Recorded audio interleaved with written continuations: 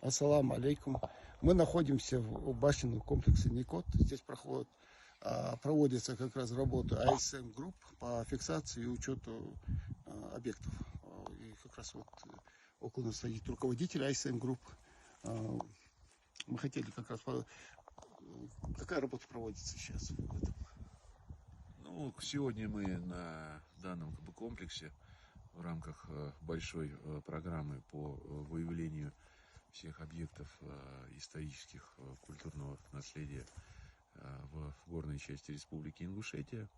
Соответственно, это один из последних, может быть, последний комплекс, который мы размечаем и выявляем на нем объекты в этом году. К счастью, погодные условия позволяют нам это сделать. Соответственно, за этот год сделано порядка 30 комплексов. Вот. Мы понимаем, что по реестру у нас было 886 объектов. Вот.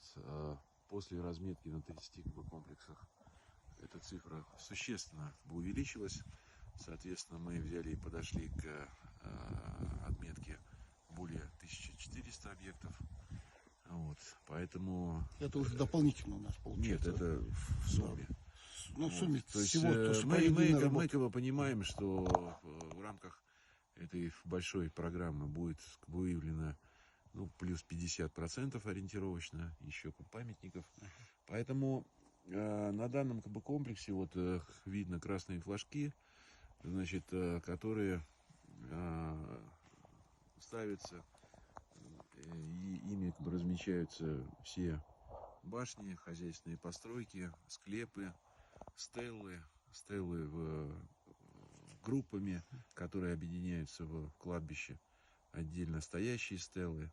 Вот. Соответственно, на основе этих материалов после разметки будет проведено и фотофиксация, и сканирование каждого объекта, поднята в архивах историческая информация по этому объекту. Все это будет объединено в единую электронную базу. И, соответственно, вот первый год у нас практически прошел этих работ, впереди еще 2 года. Поэтому обойдем всю Ингушетию, пройдем и разметим, надеюсь, все. Я хотел напомнить еще, что в этом башенном комплексе у нас на учете стоят немного более 70 объектов. И вот после проведенных работ АСМ групп их намечается более 100.